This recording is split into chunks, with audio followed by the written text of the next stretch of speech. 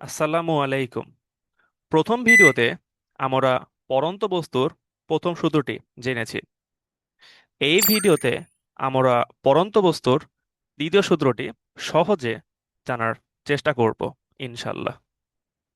দ্বিতীয় সূত্রটি বলছে, স্থির অবস্থান থেকে বিনা বাধায় পড়ন্ত বস্তুর নির্দিষ্ট সময়ে প্রাপ্ত বেগ ওই সময়ের সমানুপাতিক হবে। প্রথম সূত্রটি একাধিক বস্তু নিয়ে কাজ করছিল, কিন্তু দ্বিতীয় সূত্রটি শুধুমাত্র একটি বস্তুর জন্য। এই সূত্রকে দুইটা অংশে ভাগ করা যায়, অনেকটা ইনফরমালি। একটা হচ্ছে যদি, আরেকটা হচ্ছে তবে। এখানে যদির মধ্যে পড়বে হচ্ছে শর্তগুলো।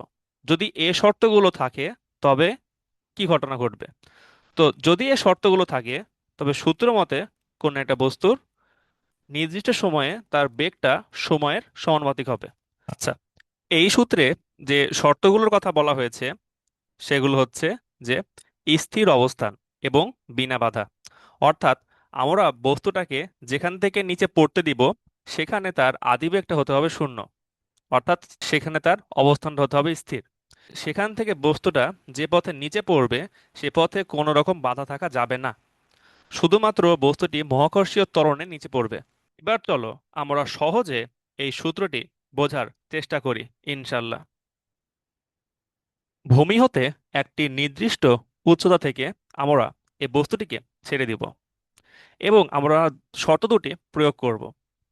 প্রথম শর্তটি হচ্ছে যে বস্তুটির অবস্থান স্থির হতে হবে, অর্থাৎ বস্তুটির আদিবেগ হতে হবে শূন্য। আরেকটি শর্ত হচ্ছে বস্তুটি যে পথ দিয়ে যাবে সে পথে কোনো রকম বাধা থাকা যাবে না, অর্থাৎ বস্তুটি শুধুমাত্র অভিকর্ষ ত্বরণে পড়বে। আমরা এই দুটি শর্ত প্রয়োগ করে দিলাম। বস্তুটি টি সময় যাত্রা করে ভি বেগ প্রাপ্ত হয়। বস্তুটি সমত্বরণের নিচে পড়ছে, তাই এই ক্ষেত্রে আমরা সমত্বরণের সূত্রটি ব্যবহার করতে পারবো। যেহেতু আদিবেগ, শেষ বেগ এবং সময়ের বিষয়, তাই আমরা এখানে v is equal to u plus gt সূত্রটি ব্যবহার করতে পারবো ইনশাল্লাহ। আদিবেগ শূন্য, তাই এখানে এই সমীকরণটি দাঁড়াবে V is equal two GT. এখন উভয় পাশে যদি আমরা টি দিয়ে ভাগ করি তবে আমরা পাবো V divide by T equal to G. আশা করি তোমরা অনুপাত এবং সমানুপাতের ধারণাগুলো জানো। এখানে বেগ এবং সময়ের ভাগফল অভিকর্ষ ত্বরণ, যেটি এখানে একটি ধ্রুবক। যেহেতু বেগ এবং সময়ের ভাগফল একটি ধ্রুবক, তাই আমরা বলতে পারি যে বেগ এবং সময় সমানুপাতিক। চলো অন্যভাবে দেখি। বস্তুটি প্রথম থেকে টি ওয়ান সময়ে যাত্রা করে ভি ওয়ান বেগ প্রাপ্ত হয়েছে।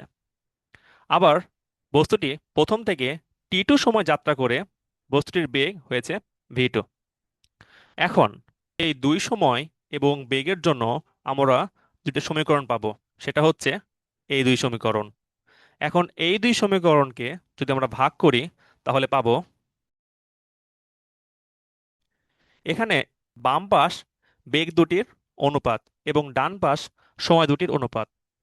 এই সূত্রটিকে আমরা বুঝতে পারি যে বেগের অনুপাত এবং সময়ের অনুপাত হচ্ছে সমান।